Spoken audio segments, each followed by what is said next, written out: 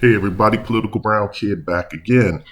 And I just wanted to kind of make this video. It's kind of a piggyback on, I watched a video from Helena Pascal.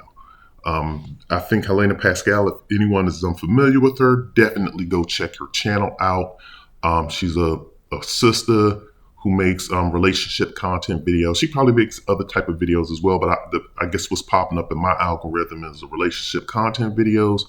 And I think she has some very good perspectives. Of course, I don't agree with her on everything. We never agree with somebody 100%. If you agree with somebody on 100% of things, then there's a problem with that.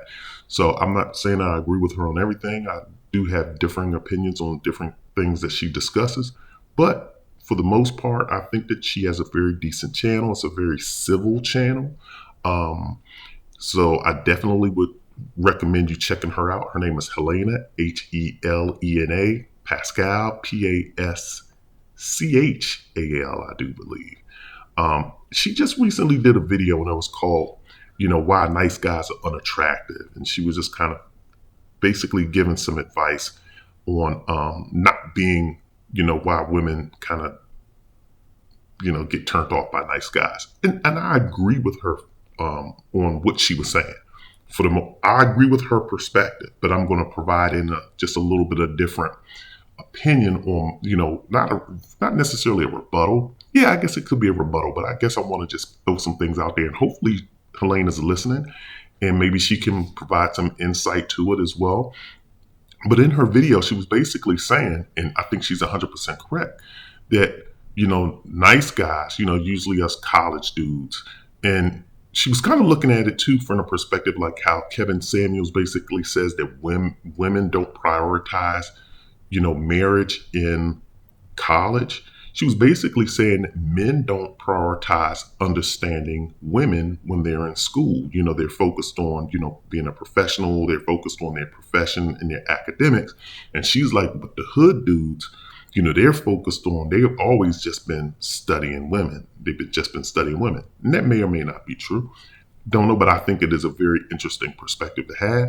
But she was also saying too that when you look at the hood dudes, the dudes that, I hate that term Pookie and Ray Ray. I know people use it. I don't like to use it. I just don't like using cliche terms. But, when you look at those hood dudes, she's like, regardless of whether they had bad ideas or good ideas, they still have leadership qualities and they still lead, whether they're leading wrong or right. Regardless, they're providing some type of leadership and or direction for her to follow. Like, look, we're going to do this. This is what we're going to do. And boom, boom. He's setting a tone and he's setting a path for her to follow. Whereas nice guys aren't doing that. We're asking too many questions. Well, what do you think? Well, what do you want to do? We're being indecisive for the most part, and we're allowing too much feedback from her as opposed to just taking the leadership realm. And I've fallen into, when she was making this discussion, I said, well, you know what? I've fallen into this before too. And I'm just going to give you guys an example. I went out on a date with this older female. She was an older female than myself. She didn't say how much older she was, but she was an older female. And this was probably a couple of years back. And when she was a Christian woman, and I find this too with a lot of Christian women, they definitely look for men that lead. And we went to a restaurant. And when I went into the restaurant, I thought I was being nice and being a gentleman by saying, you go first. I was trying to say, well, you walk first. And she was like, no, go, go. And, she kind of said it like that. So then I walked and then she walked behind me. And then once again, when I was getting up, I'm trying to say, okay, well, go ahead. And she's like, no, go. And then so, then I walked in front of her. And then after that, that was the last time I kind of heard from her. And so I think it's just kind of like, something similar happened with another female. I think what the issue is for me, and I'm just going to only internalize this with myself, and guys, you can internalize this with yourself as well. I'm kind of caught in that paradox where it's like, I'm dealing with modern women, so I'm trying to give them a voice in the relationship to be like, well, what is it that you want to do? Because I hear these terms narcissist so much, and I hear, he's controlling and he doesn't allow this. So I'm trying to allow for leeway for the modern woman to come in and provide ideas and to kind of have a shared voice in things. And I think they're looking at it from the perspective, definitely when you're first meeting them, like, well, I'm applying this to what Helena has basically said, that he doesn't have any direction. He's not leading. And so that's one thing. And guys, if you're listening, you can kind of see, definitely go check out what Helena's saying. Even though I've summarized it, you may get a better context hearing it from her. But I think that that's one of the things that's gone wrong with myself. And I think that, even like sometimes I remember calling a girl, I'll be like, can you talk right now? You good? Is this a good time? She's like, yes. You could kind of hear the frustration in her voice, but I was just trying to, think, and I didn't call her at a weird hour, but it was just, I don't know why I said that, but I think that women just want us to just kind of just be who we are. And I've got to learn for myself too, just to be who I am. And to be honest with you, I did get a lot further when I was more of an a-hole, but I guess I can say I was more of an a-hole, just more of just kind of being with a domineering personality and not giving a damn. When I kind of just took that approach, I did have better success and I was more successful. When I met women, like I said, when I meet women in person, I think I do a lot better than online dating, because online dating, they're just looking at the visuals. And obviously I am just not that visually appealing to women to reel them in. So Helena, I definitely do agree with you, and I did hear you, and I'm walking away taking those into consideration and just going back to my usual self and just going with it.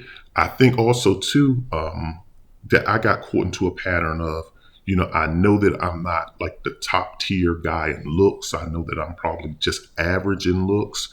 So a lot of times in order to compensate for that, I was trying to be nice, trying to be that nice guy to be like, oh, well, he's a nice person, because I knew that my looks weren't like, I'm not like Lorenz Tate or any of those top tier guys.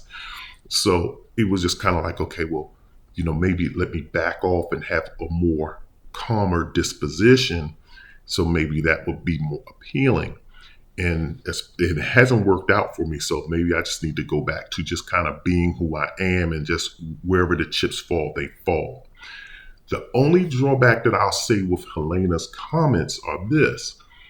When I've been in relationships, and I've been in a marriage before, when you get into those relationships, then, and I've even heard my female friends say it, like when they get divorced and the relationship goes sour, women just want to label you as being a narcissist, or label you as being controlling, or label you in these certain patterns.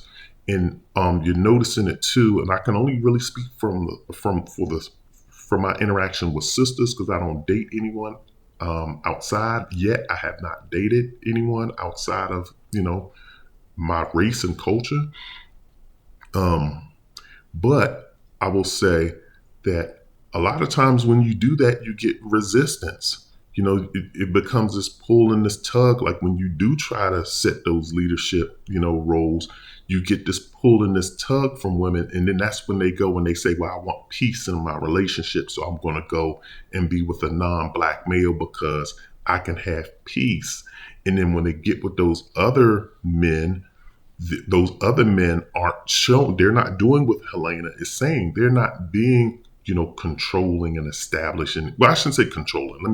Let me take that word off. They're not being decisive. They're being, okay, well, what is it that you want to do? How do you want to carry it? They're being more compromising for the woman. So for Helena, where's that balance in that regard, where when you have these women say, like when you try to be decisive and you try to say, well, this is where we're going to eat, we're going to do this, we're going to do that. Even when even with the example with the Cheesecake Factory date, even whether it's a skit or whether it's not a skit, because I really can't tell, I'm gonna be honest with you. Even in that type of situation, where is it that when a guy does lead and takes you somewhere, and then you're like, no, I'm not going, and then you get into those type of situations, or when you try to establish things in a relationship of what you're going to do, how, maybe you're going to run things financially in your relationship, how you're going to operate in your relationship, and you get that resistance from those females. And then, then it becomes a battle. Then you get frustrated, they get frustrated, and then they go off and they say, I want peace in my relationship. So then they run and get them a non-black male, because the non-black male is more quote unquote cooperative and listens to their ideas and needs. So that's the only real pushback that I had from what Helena has said. But overall, I definitely believe that her comments were on point. But it gets definitely confusing. It's like, where do you walk that line between, being decisive, being action oriented, and then, you not appearing to, you're not giving the woman, I guess, peace and or a voice, and appearing as though, you're not cooperating with her. So this is the Political Brown Kid. If anyone has any comments, I definitely would love to read them, and give me ideas, give me feedback, because it helps me improve myself as well. And then also definitely hit the like and subscribe button. So once again, this is the Political Brown Kid. Everybody take care and be well.